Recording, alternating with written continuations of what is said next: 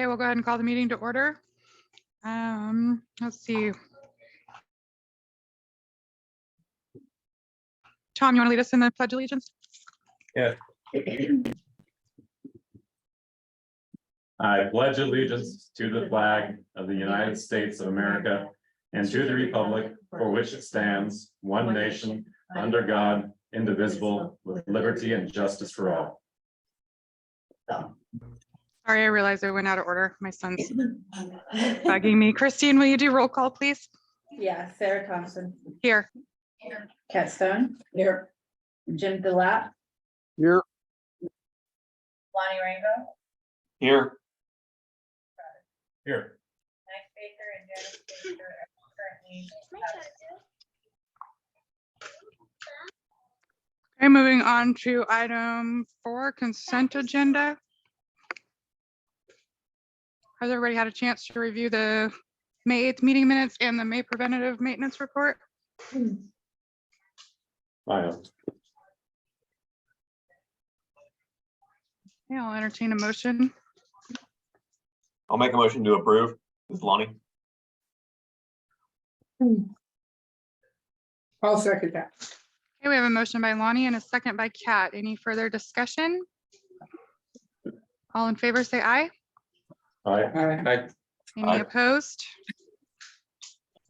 Okay, moving on to Sherry and the financial report.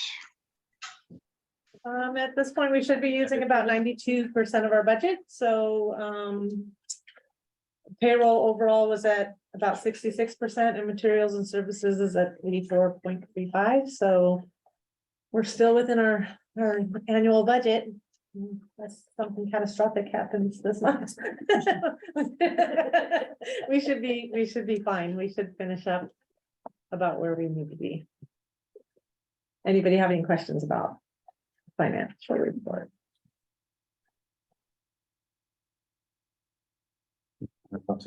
Yeah. Most of it's been covered up. Yeah. A lot of it is the same, same reasons. Tim, Where's the call center fuel go for? excuse me? There was like some fuel, not, I don't think it was last month, but this year, I think the call center did some travel and stuff.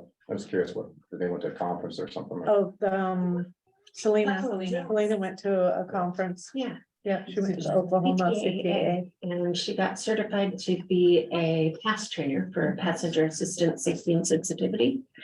So that gives us 2 certified trainers here on site. And that will alleviate any scheduling difficulties that we have going forward. So that's huge. Pass trainer. Yes.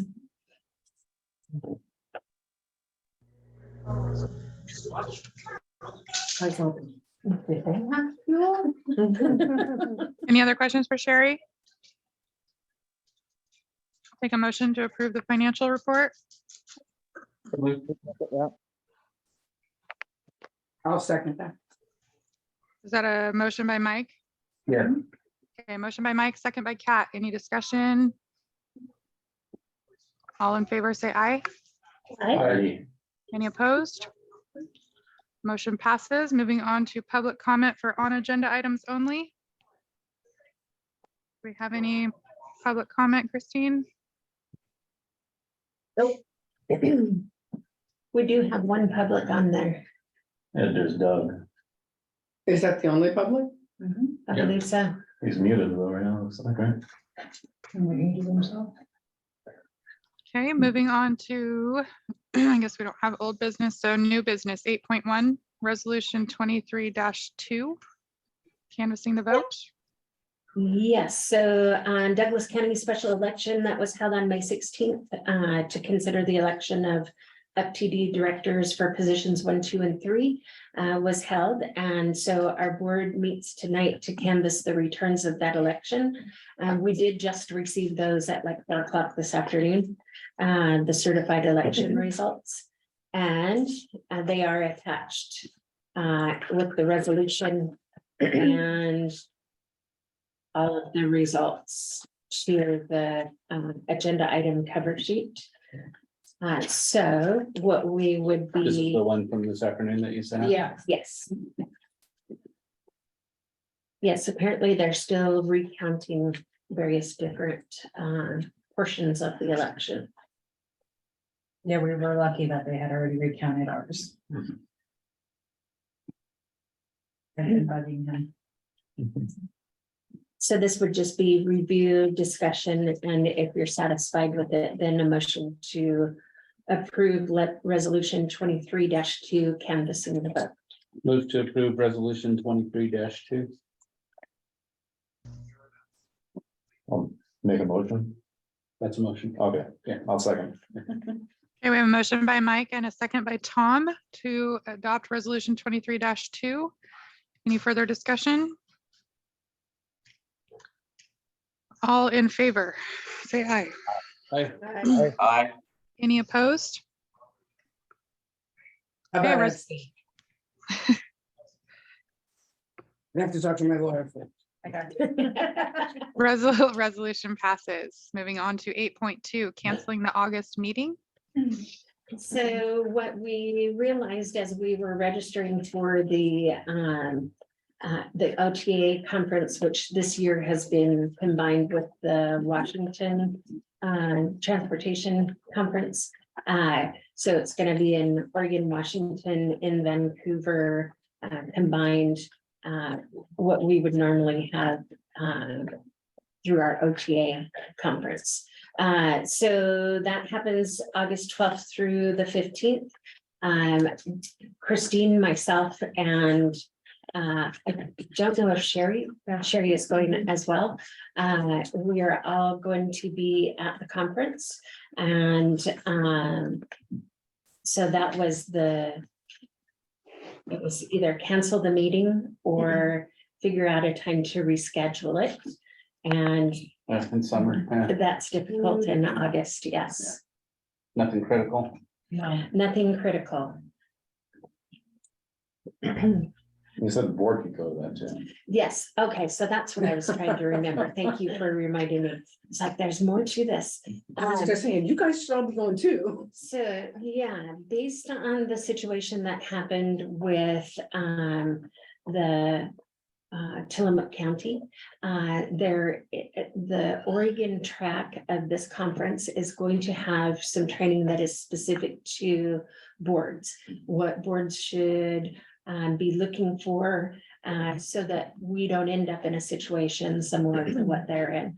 That'll be done teams or so that's gonna be a hybrid training, right? So I'm not sure, when you said hybrid, I was thinking the two combined Washington and Oregon. Oh. But I don't know if they're actually gonna have I thought I it. saw something, maybe it was an email at work or something, but I thought I saw something that some of that training was gonna be offered virtually. It Yeah. might be, yeah. So we only got a partial list of the classes that are gonna be offered. And they don't have those board trainings listed on the one that I received on Friday. But we'll keep you updated. The hotel blocks that they had arranged at the reduced rate have all been taken, so it would be kind of a find your own hotel kind of a thing. Vancouver. Vancouver, yes. Yeah, so the reason that we had recommended to cancel was simply because August is a difficult month to get everybody back together for a date they're not already planning to be. So how can we ourselves register for this? Oh, I will forward that email to you. Okay. Yeah. We have to go for the full 3 days. No, you do not. I am actually gonna go up on Saturday and volunteer to judge in the bus rodeo. They have some certifications and Yeah, training, like the last half of the last day, or the first day, it's only like half a day, and that's all it is. It's kind of like Okay. certification or a general manager. Kind of, I mean, it's pretty, yeah, we're gonna have it's an, really the 1 or 2 days, I think. yeah, the OTA board meeting, I believe, happens on Sunday. Yeah, so, so yes, this would just be a motion to cancel or reschedule, whichever you choose. Jennifer has her hand up. Oh, Yes, so there is no specific board training that I know of for the Washington conference, but there are going to be a lot of great classes that are going to be offered in regard to grant management training. We're going to have, there's 7 that we have from Oregon specific. And they're going to be mixed between Monday and Tuesdays.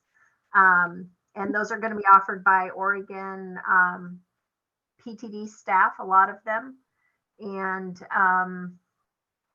yeah, I think, was that the only other question you guys had and you weren't sure about? Just what if it was a hybrid training? Oh, it is not. Okay. It is not. Yeah, we asked that question as well because we were hoping to be able to offer this to everybody who does not go to the conference. But at this point in time, from what Angie Jones, she's our rep for coordination, they are not doing a hybrid option. That's too bad. That'd be something nice to do in the future. I think our conference, when we restart our conference, will be hybrid. But it will also drop the attendance of the conference. So that's something else that, Well, yeah, I mean, but you just do certain sessions or certain things or, yeah, you know, Even if particularly we if it's offer board the related, recording, maybe. Because board members don't always attend right, those and you get probably better participation from boards. yes. And that's for not on agenda, that's what I need to remember. Well, I'll make a motion to cancel the August meeting. Second. I have a motion by Mike and a second by Janice. Any further discussion? All in favor of canceling the August meeting, say aye. Aye. Any opposed? Motion passes. We will move on to 9.1 Project Next Door, Grant 35-335 and 5339 capital. Okay, so we are just kind of moving along slowly with the project next door. We did get the wetlands delineation report back, but I believe we had that before our last meeting, if I'm not mistaken. So I've probably already provided that information to you. There has been a request through City of Roseburg to do the right of way to continue it onto the property that we're looking at, but that's a right of way that was already put there, drawn in, like, I think they said 1999, something like that. It's been there for a long time. And it would not change our ability to deliver the project and then some. It would still give us the space that we need. So IE Engineering has been in on the right of way piece with City of Roseburg. And I plan to meet with them either later this week or next week. We haven't got it on the calendar yet. We're just waiting for me to get back from vacation and decide what day is going to work best. Next step is to get the pre-application conference on the agenda. Usually takes about 2 weeks for that to happen. Once we go through the pre-application conference and I get the feedback for whether or not the City of Roseburg sees our project as feasible and something that we can deliver on this property, then submitting our NEPA application would be next.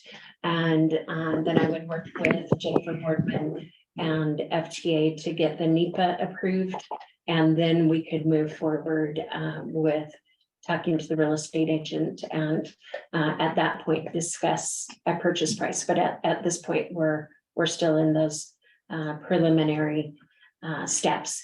I do have an alternative property that I have looked at in the event that this does not work out. And that would be only about a mile up the road. Are we So doing a delineation on that one too?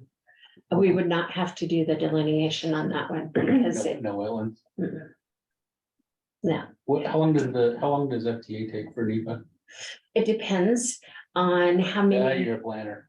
pardon? Sorry, planner, planner. That's the standard planner response. Yes, Thanks. yep, I should have been talking to Stuart.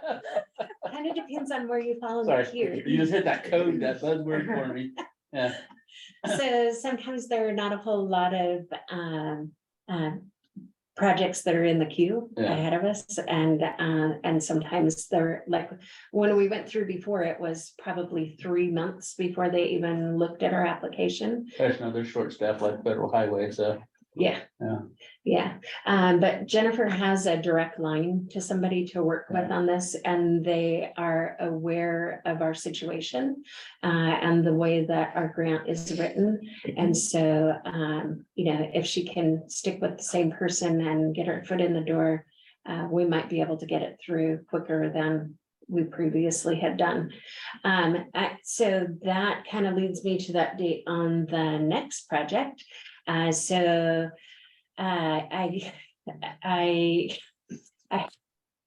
don't even know how to say this one.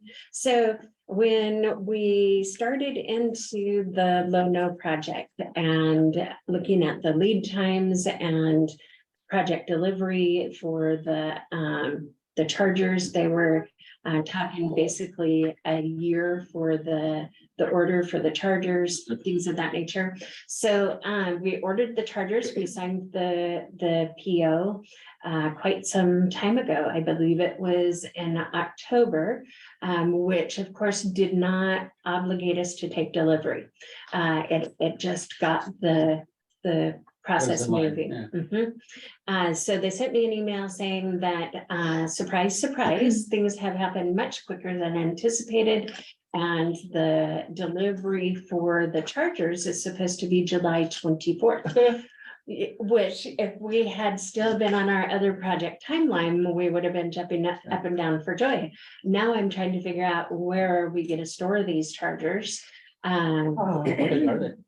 That's, I have that question out and I will get the answer in the meeting that I have scheduled for tomorrow. But I was stunned because they were not supposed to arrive until minimal Oh, yeah. October. And we were hoping to have them before the December timeline that we had originally talked about. Because we wanted to make sure we had them installed before we received the buses.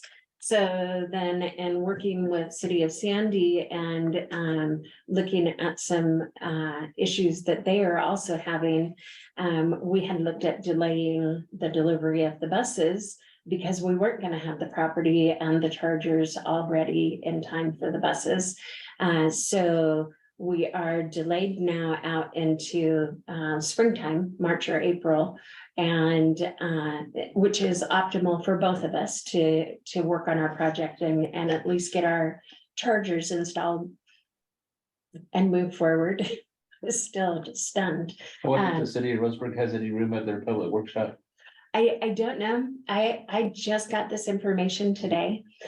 So I was a little bit stunned. I've been working my way up through email and I hit that one and my mouth fell open literally. If the size is not too big, then we have the garage that is in the downstairs portion of the building here that we could definitely move things forward or back and get them in there. But it really depends on the size. Yeah, the I just PR don't- person will just let us put them in there on. HR. Oh, when we closed up the easy entry, we wouldn't be able to take chargers around the corners into the hallway.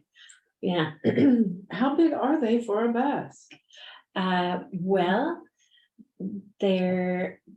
my understanding is that they would be almost as probably not quite as long as the table and about yay tall and about yay wide. They're massive. They're the size of a transformer. Yeah. So Tom doesn't know right off the top of your head. No, I don't look into much of the electric stuff. Only hydrogen. No, No, I mean, like we've talked about before, I like the overhead power stuff. yeah, oh yeah. yeah, but that's We never cost talked about prohibitive. that. Yeah, and also it's just, there's not a lot of manufacturers. There are some that do smaller buses, but Yeah. there's a lot more going on, like there's different types of streets. You know, some are owned by the state, some by the city and stuff, county. And then Yeah. you have to get all the approval and then all the people have to agree to want to have all those lines everywhere and stuff. So it's kind of tricky. Yeah, It's a lot easier if you just have a vehicle that can just drive around, doesn't leave anything It's there. hard for a rural system to have the densities. to for do that, that, yeah. Yeah. Yeah, so those are really the extent of my updates on the two properties. We're just slowly trudging forward on the process to be able to find out whether or not we can purchase. And then, surprise, surprise, we have chargers coming next month. Or, Well, I mean, if you have room to store them, that's great, Yeah, really. Yeah.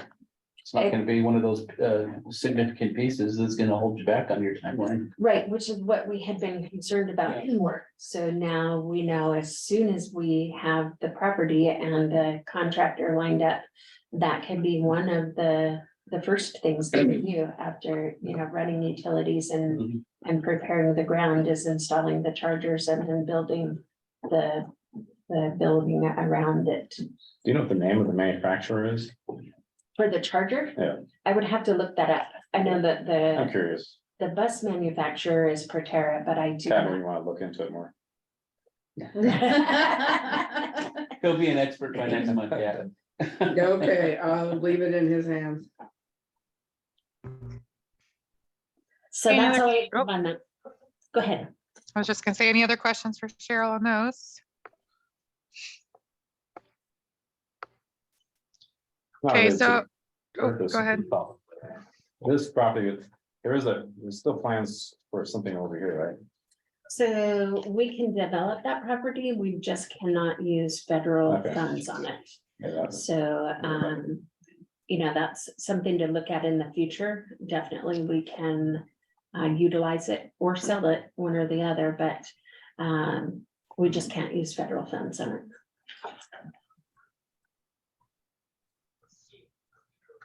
Okay, general manager report, did we put one in here?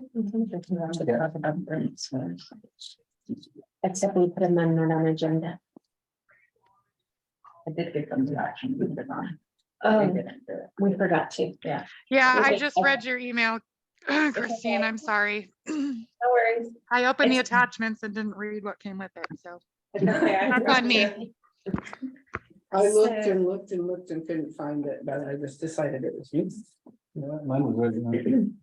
Last page. That's the on last, very last page. Under yeah. here. Right there. Oh, thank you. So, we successfully transferred, the Mercy contract over to, they're under our operation now. We have, all three of the vehicles. They've, been checked for the preventive maintenance. They're in service. We hired, two of their drivers and, another driver that is now trained. And so those vehicles are all out on the road. And they're actually in use a little bit more now than they were as Mercy vehicles because they had some days that they had one in service and some days they had two in service and some days they had three in service. So now they're all three in service every day except for Saturday. Excellent. So, and we did get an update from Northwest Bus. And two of our vans are in process. They're supposed to receive them there to Northwest Bus sometime, but they said the middle of this month. We're kind of in the middle of this month already. So they had intended to deliver them to us by the end of the month, but it's looking like it would probably be July instead. Yeah, What size of those ones? so they haven't been able to confirm that for me. Very interesting one was, yeah, They just keep adding more. yeah, I don't know if it's gonna be the Class D buses and have 16 passengers, or if it's gonna be an 8-passenger, a 10-passenger. How many Lego parts came in? Yeah, everything has been so vague, and they said that a lot of information they don't get until the manufacturer actually provides the. So they're just vehicle. delivering from the manufacturer. So they get it from the manufacturer and then they add like the lift and the video cameras, things of that nature. Do your paint job and. Mhm. They also ran into an issue with the strobing brake lights. That apparently the Ford OEM brakes won't work with the strobe light. They work kind of backwards. So they couldn't make them work. They spent like 25 hours trying to figure out what the issue was, and it came down to the OEM would have to reprogram some of the software that is their, their standard software, and they're not willing to do that, of course. So they're gonna put the strobe portion of the lights in the bumper, similar to what we have on a couple of our buses. So not a bad thing. I actually think it works better there myself, but yeah, they spent quite a bit of time trying to figure out how to make it work. So we did also get the updated version of the grant, the amendment that allowed us to move where the money is going to be spent, so that we can utilize the bids that we previously received. All three of the companies that bid have stated that the bid is still good. So we'll be putting that order in this week for the grant number 35326. And that is for, I believe, 5 vans and 1 bus. So the quotes were still good. Yep, still good. Oh yeah, they weren't good when I started this. I didn't know if they were still good, yeah.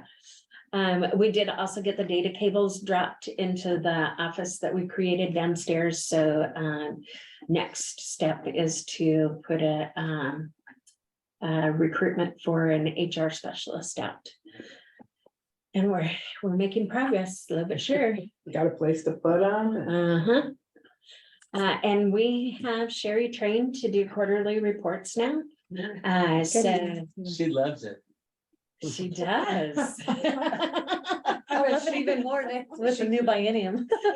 Standing on her head. So it took me a minute to shift gears and get the appropriate mindset to audit instead of try to redo it and see if it matched. So you're the key or whatever, I Yeah. can't remember what it's called now, but The keyword, yeah. keyword. That's me.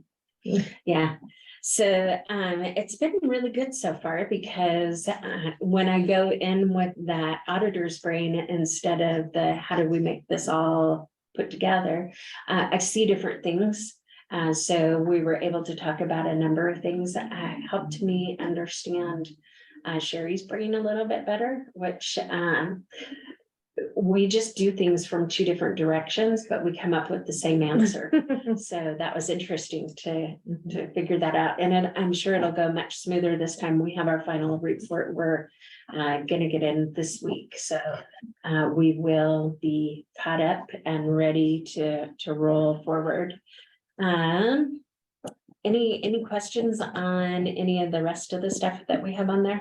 I was gonna mention I can't remember if I sent you an email on this one. I was going to, and I don't know if I did, but the carbon reduction grant application that you filled out for the commercial fleet fueling project. There's another federal grant out there specific to alternate forms of fueling. So I don't know if I sent it, but I can't, if it's out or it's about to come out. I think it's about to come out. Okay. So I'll shoot that over to you. So there might be Okay. something there, and because I know one of the things in there they were talking about, they're looking was the hydrogen fuel cell and the hydrogen fuel cell or hydrogen combustion. Mhm. So the one that I submitted was for the R99 fuel, the R99 diesel, because in order to get funded on these grants, you have to hit specifically what they're looking for. And honestly, what they're looking for is charging infrastructure. But it doesn't state that. What it states is they're looking for an immediate sustainable, oh. Still have vacation alarm set.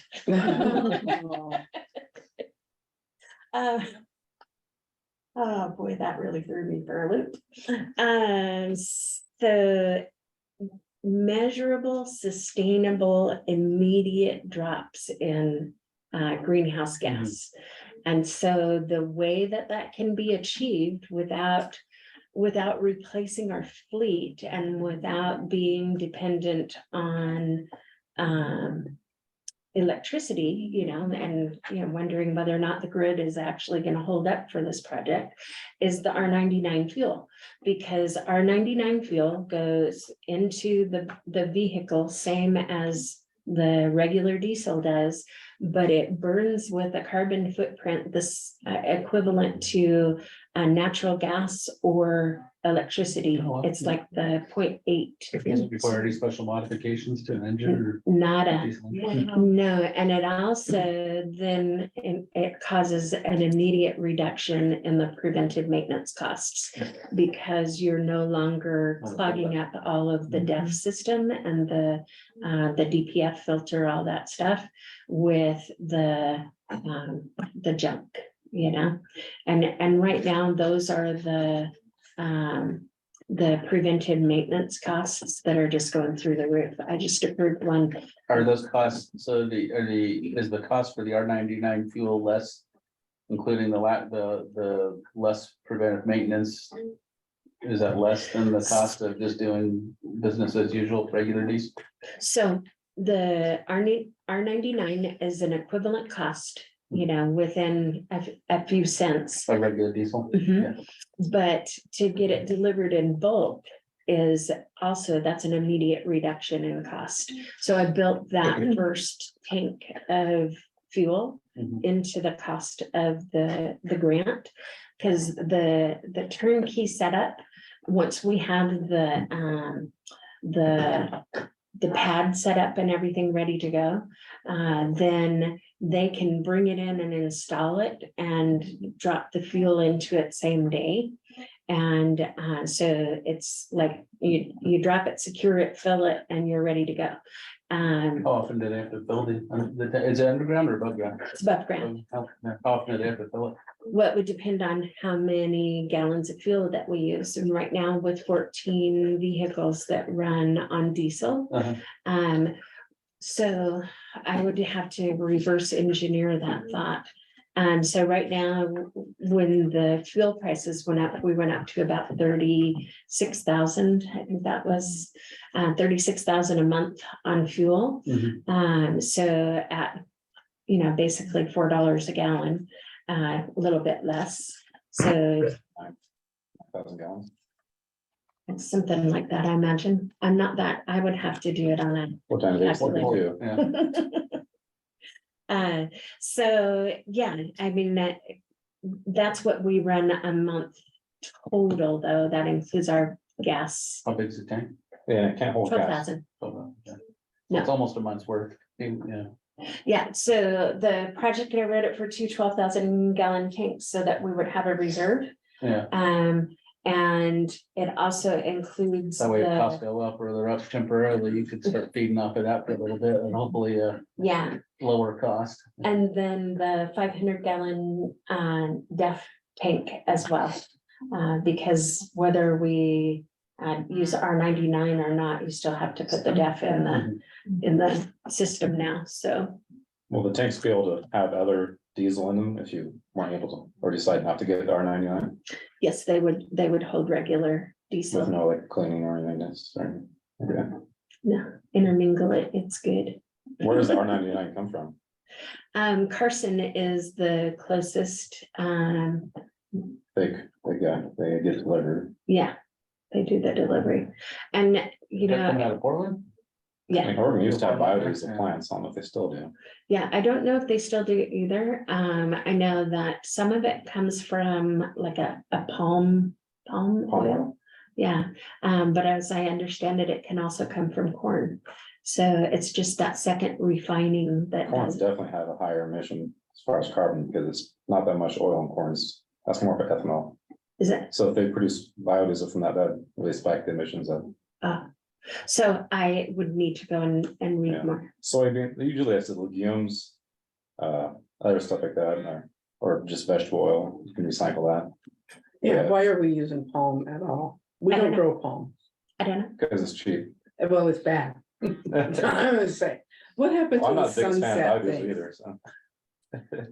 So anyway, Or ethanol. that would be the, a portion of the property development, and that I fed all of those plans over to IE Engineering so that they could, put together a plan that looks appropriate. But we were just talking about it today, and if you entered on that bottom level, and that would be the smart place to put fuel, as you enter, and then as you come up, if the corner of the property is not usable due to the right of way, then put the bus wash on the next level, which is kind of this level, the same level as this building, only catty corner that way. And then, Doug has a question too. Where? Sorry, has her hand up. oh, so it is not difficult to procure. The question is, why are we looking at difficult to procure fuel while empty buses are running all day long? That's been done. Oh, Mm-hmm. Doug, okay. Sorry. I thought that was from Sarah. No, Sarah has her hand up. Okay. I should probably let Sarah go. No, I just, I'm switching over to my ODOT hat. Cheryl, can you send me a copy of your CRP application? I'm the gatekeeper for all of the Region 3 carbon reduction program applications. I can do that, yes. Thank you. And then I believe that the questions that are in the chat would be for Public comment. public comment. Mhm. Yes, instead of the discussion. Yeah, but the thing with the R99 had to do with being able to get a grant more easily, right? Pardon? Initially, didn't you say something about having the R99 reduce your carbon emissions so you get a grant? Mhm. So I don't know if you want to return to that. Oh, well, so yeah, that's the grant that I applied for. Yeah, so that's kind of like intent. If you get that fueling thing, that would help you be able to get that grant potentially, right? Or you already have it? I applied for the grant. I don't know if we're gonna get it. Okay, Yeah, but but that it's could first help step. though. If that was there. It would be part of our design that we're working on. Okay, so it wouldn't aid in getting the grant, just be related to. Okay, And it gets us in step with everybody else going forward. Mhm. I mean, because that's the direction that the world is going. Well, Yeah. we have a requirement to reduce emissions from the state. Yeah, So whether we we're agree with it required or to do not. some stuff. Yeah, it is the way to go. So. When do I sorry. get to ask about Astoria and Sunset and what happened? Because I have been looking to find what is going on with their program. So we still do not know exactly what happened. We haven't got they're doing a forensic audit. What So we- they're just not providing services? Oh, no, ODOT got them back up and Okay, running I didn't see that anywhere. like a week later.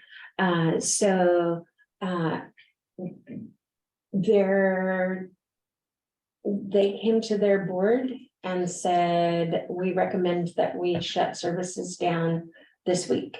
We are out of money. And they continued running for another week and then realized that they were completely out of money and they shut down like the following day.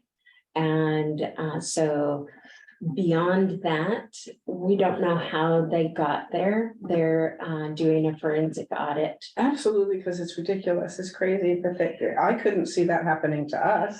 Well, so there are a number of things that could happen, and that's why we want the board to be fully informed,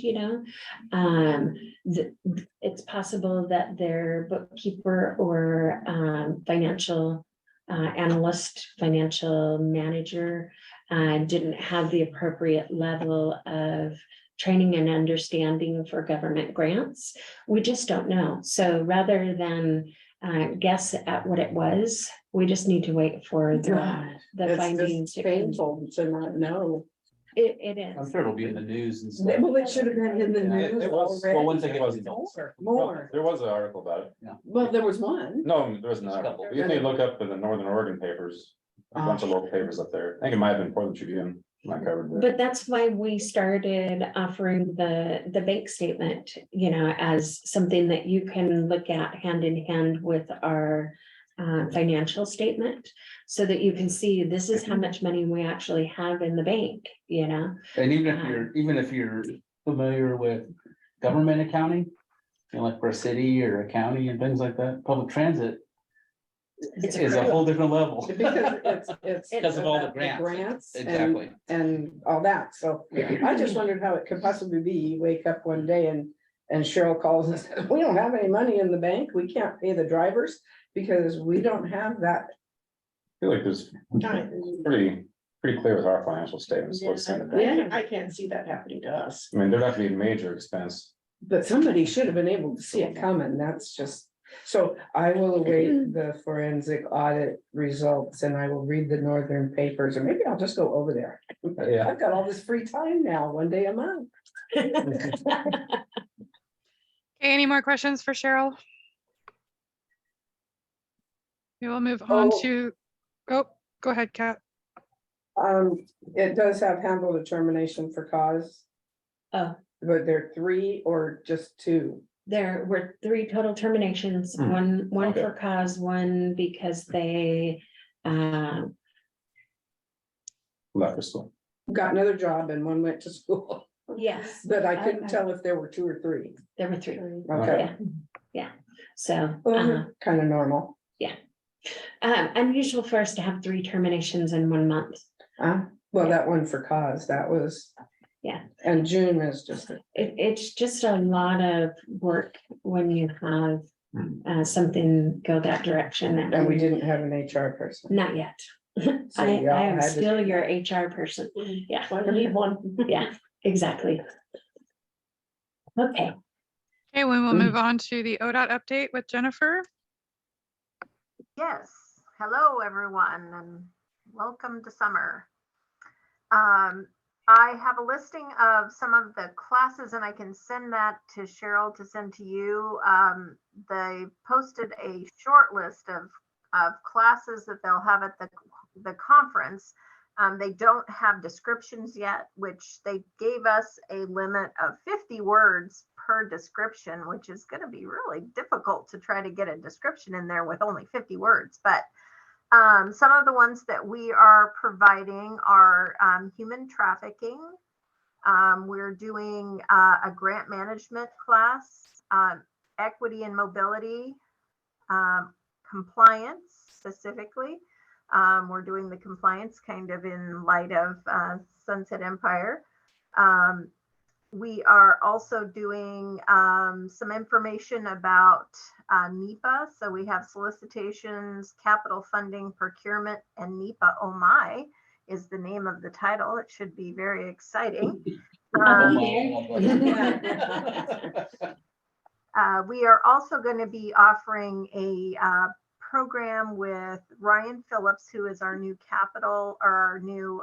climate specialist, and he's going to be providing a session in coordination with Drew on how to best apply for the 5339 grants that are coming up next year. So we really, we saw a lot of applications, and we typically get notification about these grants probably about 3 weeks before we have to make it mandatory for our providers to get the information to us. So what we're hoping to do by offering this session is provide all of the providers with an opportunity to get stuff ready to go. And so when that grant hits next February, because we never know exactly when it's going to hit, they'll be ready to go. All they have to do is take their information and complete that application. So that's our hope by offering this session. We're also going to be providing some information about our transportation options programs, some of the multimodal, other multimodal programs that we have through ODOT, as well as our micromobility and first last mile. So it should be some great sessions that we have. In addition, I just want to make sure and remind our providers, what I've been sending out is that we are having a discretionary solicitation for the remaining COVID funding. And it sounds like Susan Wilson George was able to get that application into the FTA. So it does sound like we are going to get the funding, because at one point in time, the FTA was saying there's a possibility of it being clawed back, but it sounds like we do have that. So that's a good thing. And there's about $8 million in that for COVID operations only funding. We are working really hard to try to get all of our 5310 and 5311 agreements back in-house so that we can get those executed, so those funds can be available on July 1. And then we're hopeful that Karen's going to be in the office for the last week of June so that we have all of those agreements out the door. We also are in need of agencies to resubmit any of your audits and your budgets from 21, 22, and then submitting your budget for 23. So I was going to be getting in contact with you, Sherry, to see if I could have you send those to me. With our change in, we've had a lot of turnover at PTD, and the individuals that was keeping track of all of that had that in their drives. And so we're needing agencies to resubmit that. So if we could get that by, I think he's trying to have that by the middle of July. Excuse me. One other thing I wanted to let people know about is the drug and alcohol training. We have drug and alcohol training in both Bend and Salem. It's the end of July, July 25th and 26th in Bend, and then 27th and 28th in Salem. And that is required for people who are 5311 or 5339 recipients.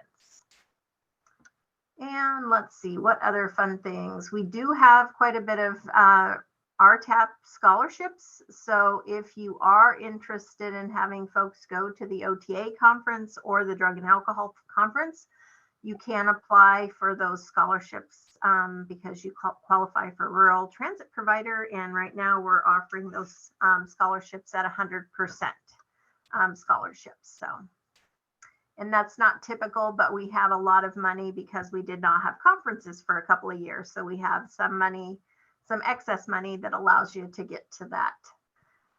Marcia Hoskins is back as the interim policy and implementation manager. Susan Peichman moved to a new position. And then we have several positions. If you know anybody who's looking for spots in ODOT, we have several positions open. Right now we have 10 positions, as a matter of fact, out of our 37 people that are open. So we're looking for a few good men and women who could fill in all those wonderful spots at ODOT. And I think that that's all I have. Any questions? I left you speechless. Wow. Thank you, Jennifer. So with that, we will move on to not on agenda. And the first thing we have is updated grant agreements that we need to review and approve. Is that right? Yes. And the 5310 is slightly different than what went through the stack, only in that we had to remove the allocation that was originally for Mercy. And so what we did is we applied that funding to the call center, and we could only apply it to things that we had already moved through the public process of the staff meeting and through the board. So, so that's why we have the numbers that we do, mobility management and contracted services. Oh. So Jennifer,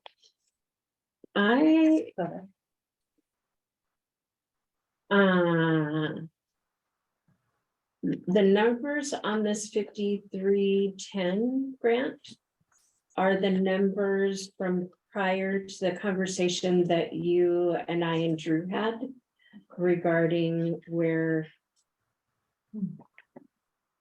Okay, well, we will, I That's gave it. Bianca the information, so, okay, Okay. I will. We had dropped that one down to, I believe it was Do you have the numbers? not on me. I believe that was a total of 60,000 for the contracted service though, to cover City of Reedsport. And the mobility management was the rest. So there wasn't a third one in there, I don't think. I'll send you the numbers. I only think two on mine. Yeah, I see two on mine. There's the subtotal and the grand total. It's contracted services and mobility management, 5310 only, and then 5302. Right, but the total amount, It should be, let's see, Mm, 517, 274 and 400, right? No, that was Mercy. that was Mercy. Mhm. It was supposed to be 60 Yeah. for the the total Reedsport. on the contracted service, yeah. Instead of 45,000. Bet you Drew forgot to change it on his funding log. So are we not gonna be able to do it? Because we don't have the right numbers. No, we can just modify it. We can? Yeah. Right here and now. It's still The the, dollar total is the same, it's the allocation. It's the that's all you're allocations talking that are about. different. yes, I don't think that it will come up on this. But it was Drew or right? So is it 60,000 here and then the other 340,000? I believe so, adds to the- yeah. Um,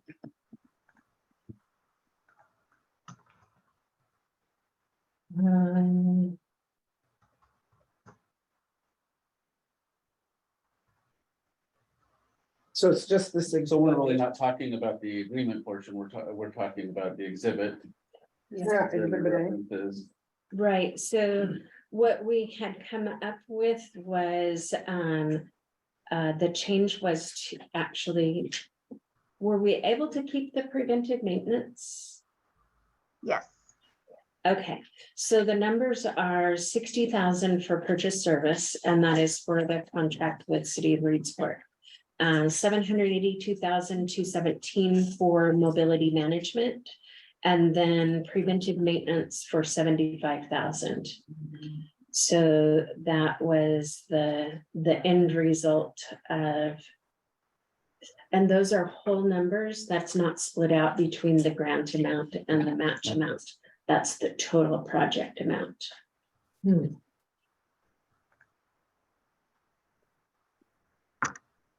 For maybe that isn't the match amount.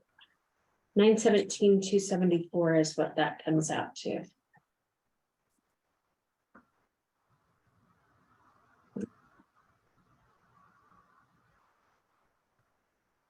And this was the communication between Drew Orr, who is the contact at ODOT, and Jennifer and myself when we found out about the termination of the contract with Mercy. Yeah. Mhm. So that's the amount of the grant, and to that you'd have the different match. matches. Mhm. Yeah. Yeah, But the totals don't change. No. No. So we're only agreeing to the totals. And We don't- the agreement is the total, and it just shows how it's broken out in the exhibit. Mhm. Mhm. So we'll have 3 items instead of 2. So really the motion would probably be to approve it with the amended exhibit. Okay. Yeah. Yes, that's a good way to motion it. Was that a motion? Sure, I guess we'll do one at a time here with this. So I'll move to approve agreement number 35502 for 5310 with the amended exhibit A. I'll second that. You have a motion by Mike and a second by Kat. Any further discussion? All those in favor, say aye. Aye. Aye. Any opposed? Motion passes. Moving on to grant 35437. 437 for 5311. And this is a total project amount of 1,723,691. And it's split out into the project admin, operating, and preventive maintenance. And these are the numbers that were presented and forwarded to you for approval from the staff committee. And then approved so that we could put them in the budget. So these are the numbers that we have in the budget. No Yeah. changes, No modifications. changes. So I'll move to approve agreement number 35437. 5311 capital operating fund agreement.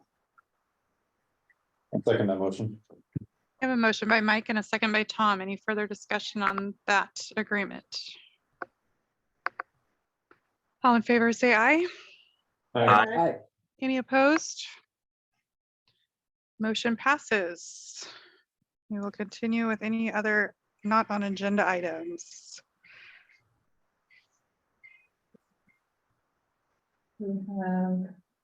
Awards. Oh, yes. Do you have them? Yes, I do. And potential for training in September. Oh, I have something too. Okay, I get emails from SDAO. special I districts. signed up for trainings on there, so I just wanted to confirm with you guys about those. Oh, yes. Okay. Not just okay, but we're really excited to hear that. Okay. You're such an apple polisher. What? Apple Oh. polisher. They have a conference or is it just classes they offer? Honestly? They do have a conference. Conferences. Just let us know. Yeah, I think I signed up for leadership. Around here. Yeah, I did too. They give you 3 years to do it. So we put together, it was actually, Mike had a really good idea. We've got a recognition award presented to Capstone in sincere appreciation for your dedicated service to Umpqua Public Transportation District as a founding director. Your contribution was critical to our success, December of 2018 to June 2023. Do I have to stand? Thank you. Don't act like I'm dead because I'm not gone away. Sitting right over there. We also have the same award for Jim DeLapp, only he was not a founding member. In sincere appreciation for your dedicated service to Umpqua Public Transportation District. Your contribution was critical to our success, and that's August of 2022 to June of 2023. So Jim, you did fill a gap that we did not know how it was going to get filled in. Jim was also on our budget committee. Yes. Before that, Yeah. so, yeah. Yes. We are taking up the drawers here in the building to put them on for posterity. Continue that while we want to. Yeah. My next to Mike's. Yeah. We can if you want to. Yeah. That was my suggestion. I'm sorry I didn't make it very boardroom. So would you rather have it here than go with you? Absolutely. Oh. And I think future board members should get to look at it. That's all we have. Any other NOAs?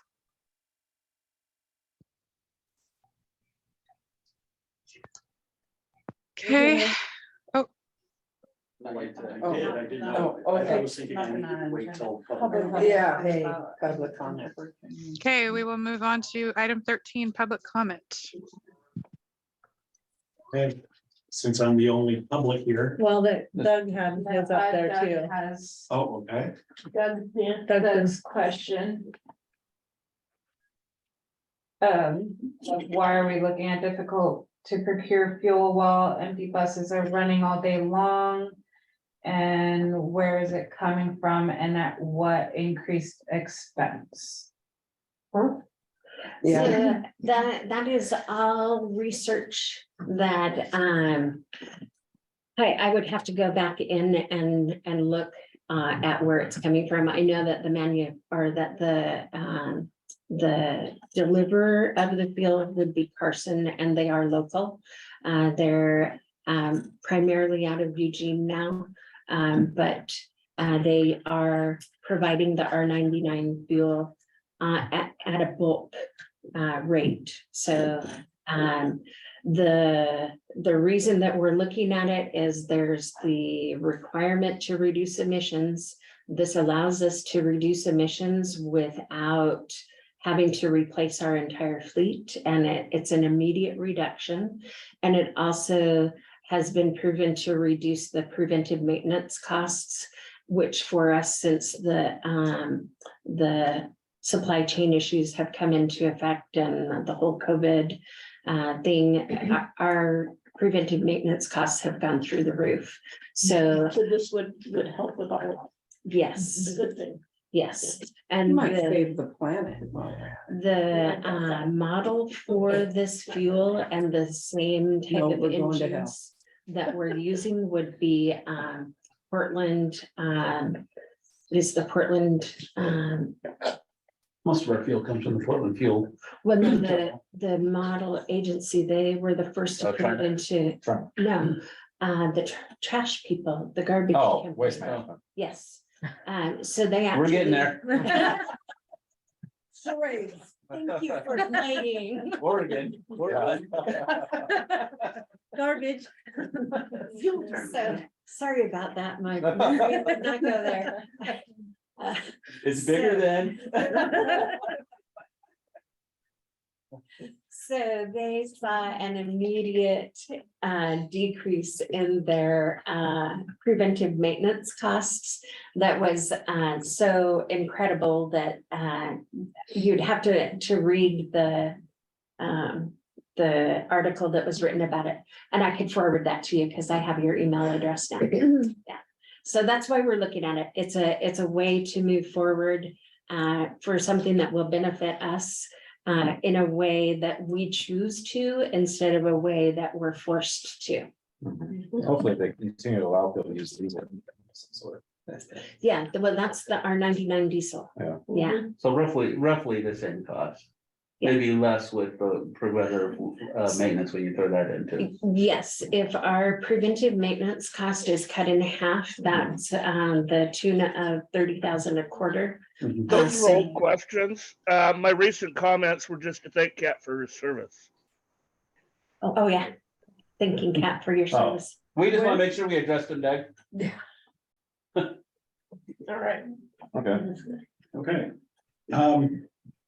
I'm here to provide a narrative that needs to be told. So I work with several agencies. Umpqua Valley Disabilities Network, in this case, also works with Sunrise Enterprises. We are a training site for people who are trying to learn how to work and actually get a paid job. So most of these folks are dependent on mass transit or dial-a-ride because most of these folks are people with disabilities.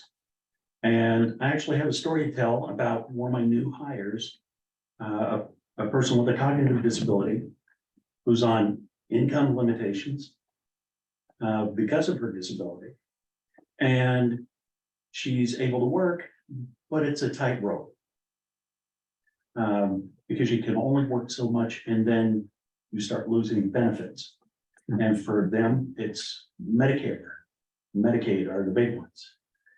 So we have to keep a careful look on just that.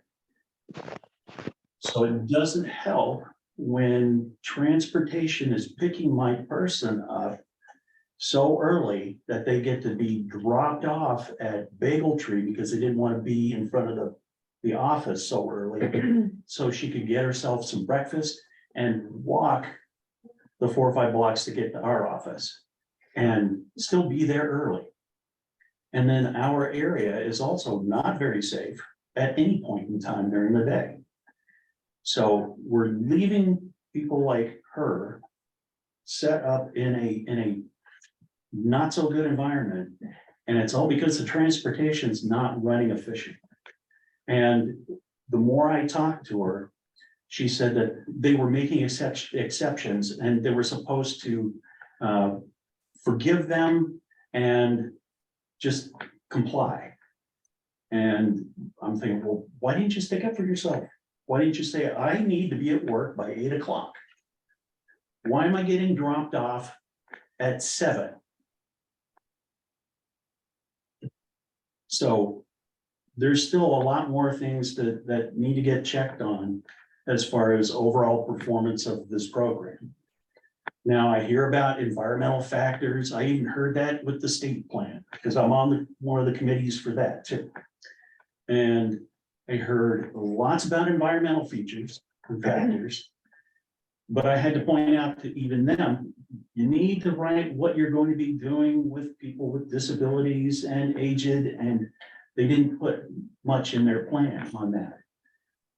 So they said they were going to go back and change it. It's in draft form, so they're needing to change it. But on a local level, it seems that we're seeing some of the same things. I want to make sure that people with disabilities are getting a fair shake, that they're not being considered second class. And I was going to have a representative from Sunrise Enterprises here, but unfortunately, I guess they couldn't make it. Otherwise, they would have added to the story as well. But I wanted to make sure that this is a concern. This is probably not the only one, and this is not the only time. So I understand that there's challenges with trying to transition MTM out and Bay Cities in. The other thing that she also seemed to know is that Bay Cities was now transporting her. And she was a little happier with that. So she's savvy enough, she knows what's going on. She capitulated and allowed to be pushed down on the totem pole to get second class service. So is she riding dial-a-ride or is she doing? Yeah, I'm just No, confused. that's the other thing. It should have been dial-a-ride. However, she was getting charged for paratransit at 7 and 8 o'clock in the morning. So, And she was Well, I'm just confused now. You're riding the third one, but you were talking about basically a brokerage, which is like a TransLink or whatever they Well, call it I'm not now. trying to explain how. I'm just trying to system understand works. what it was that What she I'm accessed. saying is what I got from her, and what I'm hearing is that she should be on dial-a-ride, yet she's still paying $2 each way to get second class service on top of that. That's $4 round trip. And she's getting picked up way too early and getting also picked up way too early. Are these independent contractors that we're talking about? so if they're riding on paratransit, if they live within the paratransit service area, which is 3/4 of an air mile from the Roseburg, Sutherland and Winston fixed routes. It's a 28-mile corridor now that goes all the way from Sutherland to Winston. And it's, if they live within that corridor or within 3/4 of an air mile of the fixed route, which runs hourly, the federal regulation requires that it be paratransit. That's why we had to separate the paratransit service area and the dial-a-ride service area. Dial-a-ride is provided in the rural areas that are outside of the paratransit service area. So the fact that she's getting charged $2 is because she lives within the paratransit service area and she is paratransit Well, I qualified. would like to point that I vehemently disagree with that kind of policy. That is not okay. She's ambulatory. She does not need paratransit. She's paying for a specialized van with a wheelchair lift. She does not need it, yet she's still paying for it. And Can she dial, ride the and- regular bus? but she pays for tickets. So since we're in a board meeting, I just was wondering, have you brought this up to staff before, or is this just coming up for the first time at a board meeting? This is the first time that it's come up This happened recently. recently. Yeah, she complained to you or, Well, actually, she had talked to Sunrise and her job coach. And from there, we had a group discussion. I'm just wondering if since we're more of a policy board, I'm just wondering if the discussion would be better had at a staff level. So that you work with our staff Yeah, to, just to, come to, so you guys understand what's going on and how things work or what the needs are. And instead of, because Well, we're just a here's policy. here's my stance on this though, okay? SDF funding was what started this whole transportation program here locally. And it started with the county, and then it's traveled since then.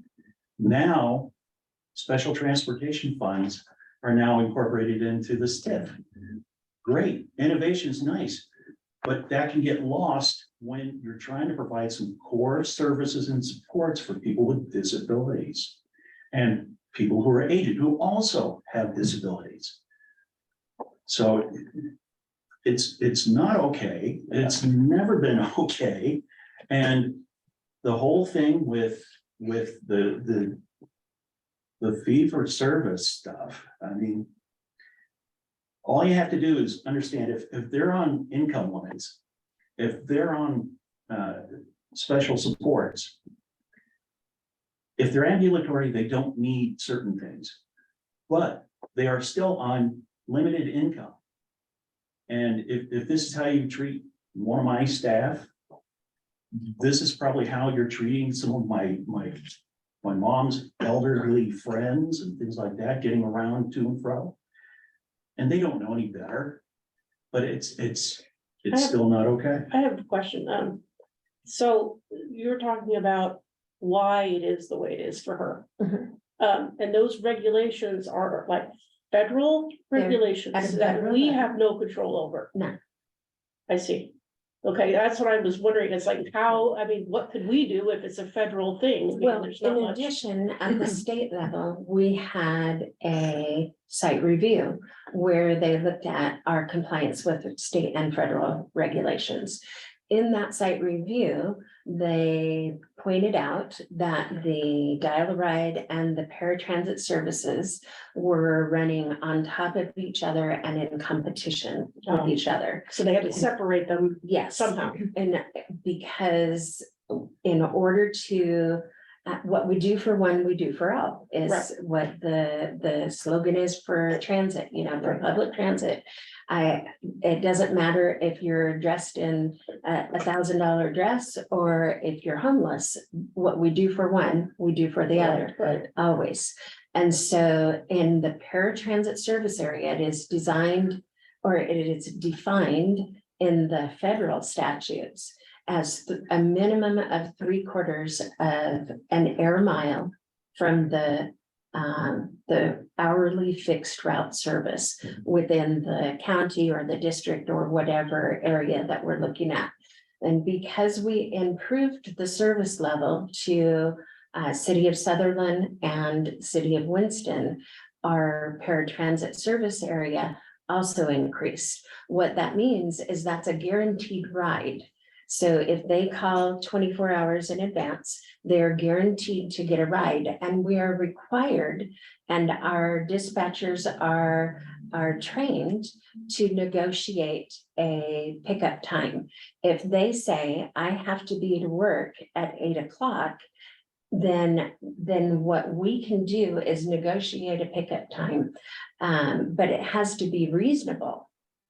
and it has to get them there Well, at an clearly, appropriate my time. idea of what's reasonable is not your idea of what's reasonable. That's not true. So that's, so. No, I would actually Would I agree would, that Because you, what I would ask is that you provide me some details.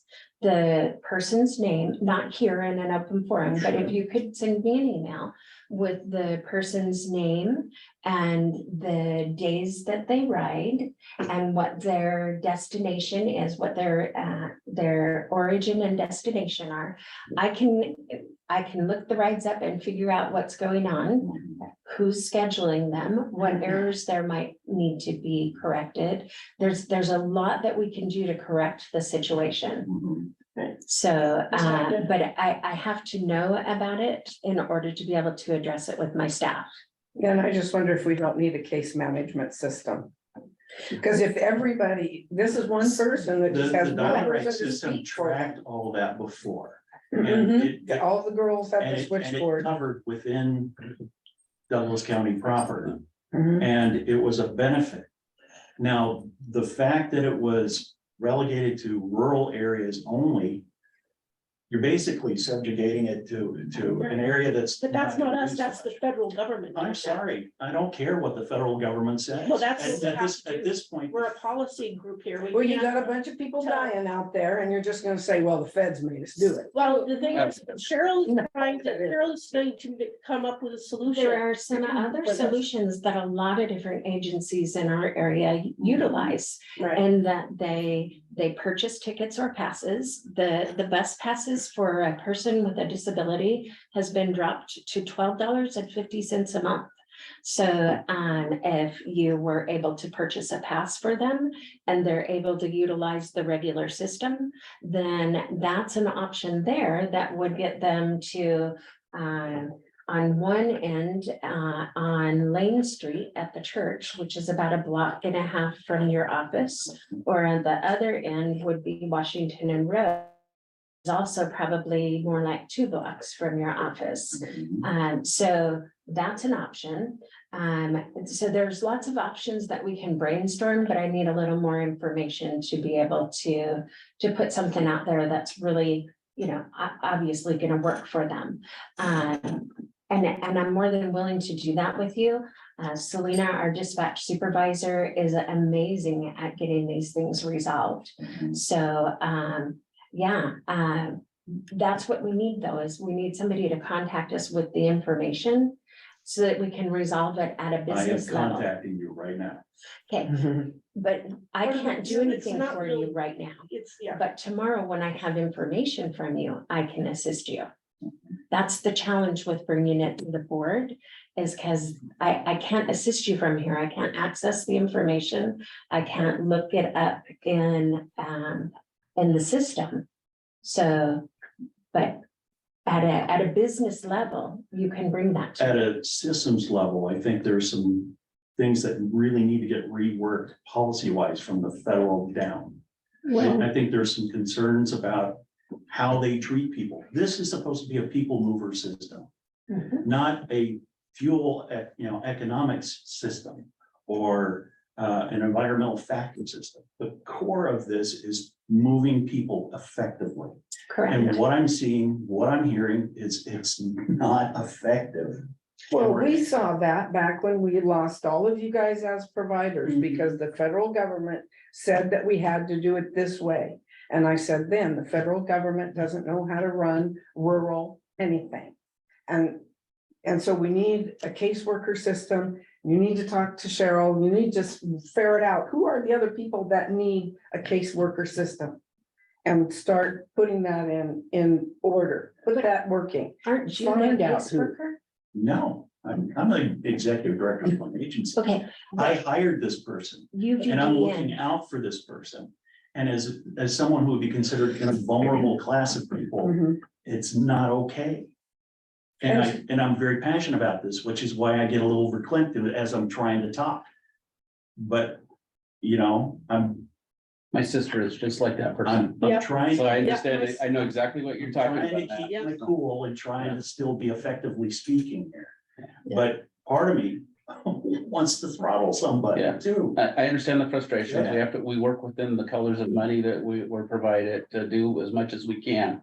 But I think it's more beneficial of all of our time for you to really do that outside of a board meeting and have that conversation with staff so that you guys can have that back and forth and figure out solutions. So. Because we're not gonna figure that out here, but we It shouldn't appreciate, have to be. understand us your figuring frustration. This out though. Yeah. We're more than willing to help. However. well, there she needs- has to know, right? So she has to know what it is. And so if you're having an issue, to But if somebody, you're it helps picking her to know. people and picking them up on paratransit, you should know it's something, a little bit about who you're picking up. Yeah. And that should be some basic stuff. So if they're ambulatory, if they're on income limits, just something we enough don't- where We they. don't have a screening process, Matt, but Yeah. you're welcome to call me and talk to me anytime and I'll shake something somewhere. Mhm. You know, I'm gonna have a lot of free time now. Right. Before the dial rate system, we had the Mhm. shared communication between the providers. It worked very well. It was a team function. It was smaller and the switchboard, they knew who the people were that were writing, and if somebody didn't call for a day or two, they sent somebody out to check on them. It was real rural. And the current assumption is the same, is that the dispatch people should have a knowledge base, some basic knowledge of who they're picking up and transporting. And I think the numbers are They do. bigger, or we need a case manager, caseworker. So look at that stuff. Call centers. So Cheryl, if you could just work, maybe just work with Yeah. Matt tomorrow. Figure that out. As a disabled person myself, I understand, and having people I take care of that could use, I mean, I totally get it, and I think, it's better just to work one-on-one with Cheryl to help, because she's the one that knows so much that would be able to solve the problem faster than we can as a board, really. I mean, you can So- email. Board member, like Yeah. Public can always email us and then we could bring it, Yeah, Mm-hmm. yeah, contact and representatives with them. Okay. Yep. Yeah, I mean, I think it's always best to try to work at a staff level first. Yeah. To try to get something done, and if you're just not having success, then that's when I think you go to a board, but it just kind of, If it it's gets, kind of odd to just go to a board, if you it know? gets to my level, then this is where I go. oh, well, it's best There's to also go to really Cheryl recent as first, well, right? So. like you said, it's best That to go means to it staff should, it first. should have already been dealt with at the staff level before it came to me. Well, They have to know. they didn't know.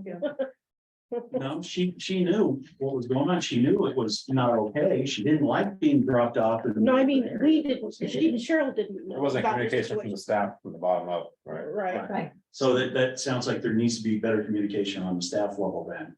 but if you would tell the staff that Yeah. instead of us, something can happen better and faster. I should Well, I mean, probably tell Was people the to do staff that. aware of it?